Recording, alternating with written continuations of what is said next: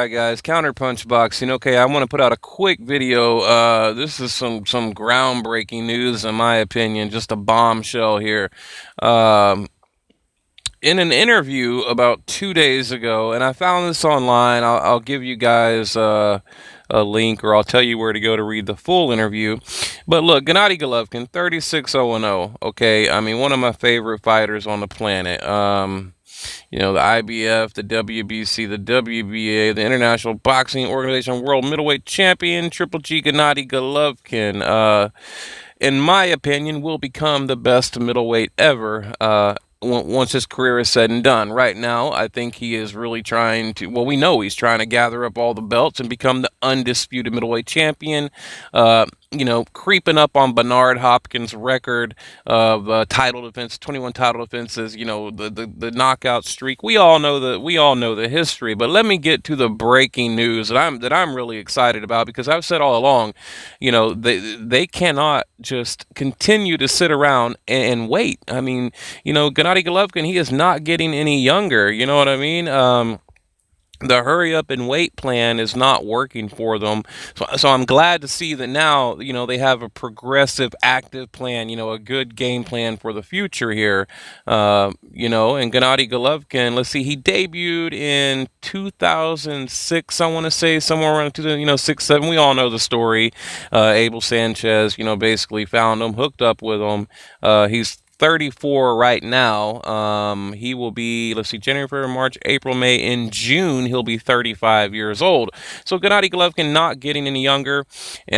So I'm excited about this new plan that they have for him. I felt that he needed to move up. He needed to do something, to gain some ground, to gain some respect with these guys, But it really, look, it doesn't matter what the hell he does. These idiots out there will constantly hate on Gennady Golovkin, and it really is pathetic. But a guy like Earl Spence can beat Chris Algieri, and he's the greatest thing in the world, So it's just such a double standard. I mean, imagine if there was a fighter out there, that did what Gennady Golovkin did, what all these, Mayweather fans and all these, alleged YouTube experts would say about him. I mean, they'd be all over him, but because it's Gennady Golovkin, they'll never give him the credit deserved, okay? But let's get into it. This is really cool here, and I'm glad to hear it, so I wanted to share it with you guys. Only one title remains out of reach for Gennady Golovkin, as Billy Joe Saunders continues to elude the hard-hitting Gennady Golovkin.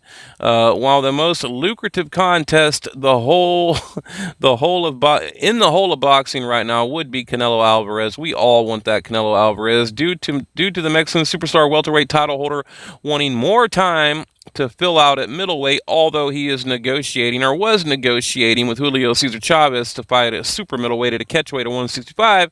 Golovkin is forced to hang around fulfilling mandatory duties, something Sanchez previously told WBN the 34-year-old is more than willing to do. So, he's more than willing to, just stick around middleweight and become the undisputed champion. Okay, I think then in about 18 months, Golovkin will be fighting and staying at 168. So basically, they're saying in about a year and a half, he's going to move up to super middleweight, and maybe in 36 months, I can see him stopping between 168 and 175. They're talking about, they want to move him up. I mean, thank God, like I've been waiting to hear this. They want to move him up to super middleweight, light heavyweight. I mean, could you imagine a Gennady Golovkin, Sergey Kovalev fight? I mean, and not only that, who knows? Maybe Andre Ward will grow a set of balls and he'll be around and actually fight Golovkin. We'll see, but I guarantee you Golovkin moves up and Andre Ward retires. I mean, just like Ward right now. I mean, why is he not? Where's the rematch? Why haven't we heard about an Andre Ward-Kovalev rematch for that bullshit robbery that went down? Okay, moving on. The direction that Tom Loeffler and managers, the Herman brothers, take Triple G's career will be determined by what's in the best interest of Triple G and boxing.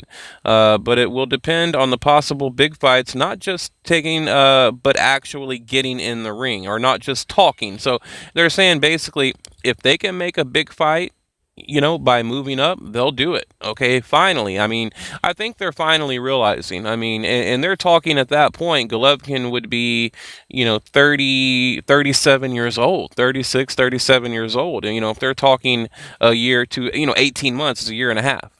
At that point, he will be 30. Let's see, he'll be what, 30? He's about to be about 36 and a half. So yeah, I'm glad to see they're finally coming up with a good game plan. Um, okay, it says asked whether the initial step up could happen after the Jacobs fight. Now we know the Gennady Golovkin and the Jacobs fight is going down March 2017. No, when you are a unified champion, it comes with obligations and mandatories, so those need to be satisfied first.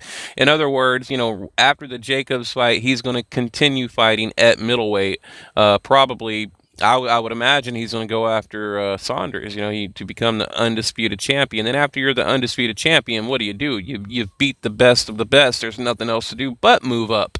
So they want to, they want to become the undisputed champion and then move up. Eventually, Golovkin will jump up the 8 pounds necessary to see how his body reacts, which I think he can handle it. But would then have the option of moving back down again before making a switch permanent in around 2018. So I mean, this is kind of a long-term plan, but at least it's a plan because before I haven't heard anything out of other than Abel Sanchez made a couple comments like, Golovkin would move down to fight Mayweather or move up to fight Andre Ward if possible. So they're only going to do it for big fights. They're not going to move up and fight a bunch of cans, okay? Golovkin would then have a further option of competing at light heavyweight as his body ages into 2020. I mean, this is crazy. I mean, I can't believe I'm hearing this. Before Sanchez sees 168 and 175 becoming Golovkin's home in the twilight years of his career. Like I said, for a boxer, 35 to 39, I mean, that's it, man. That's the golden road right there. You got to get it done or it is what it is. I mean, you either get it done or at that time or your legacy is what it is. So I can see him moving up for the right fight at 168 soon. Okay, now I like that. But then moving back down to middleweight, Sanchez exclusively told World Boxing News. Shout out to them. If you guys want to read the full article, just Google World Boxing News, check it out. But these guys had an exclusive interview with Abel Sanchez, Team Golovkin, and they kind of broke the news to him through about 3 days ago. Actually, I've been meaning to make the video, so. Yeah, they're kind of playing around with the idea right now of Gennady Golovkin moving up, all the way up to light heavyweight. So which is good because I mean I think after like and I already told you in the Gennady Golovkin Daniel Jacobs fight, man, Jacobs getting knocked out before the halfway point. He's getting knocked out. Golovkin's not playing around in there, and he's already said I'm not going to carry him. We're not playing around. We're there to win. We're there to knock him out. After that, if Billy Joe Saunders, steps up, which I doubt he will, then he'll beat him too, But now think about it. Just imagine, so Golovkin, he beat Jacobs. What does he do after he beats Billy Joe Saunders and Daniel Jacobs? What does he do? Where does he go? I mean, what does he do? I mean, I don't want to see him fight mandatories. Do you? Of course not. So he's only got, I mean, really got, you got the Canelo fight, but it's like, okay.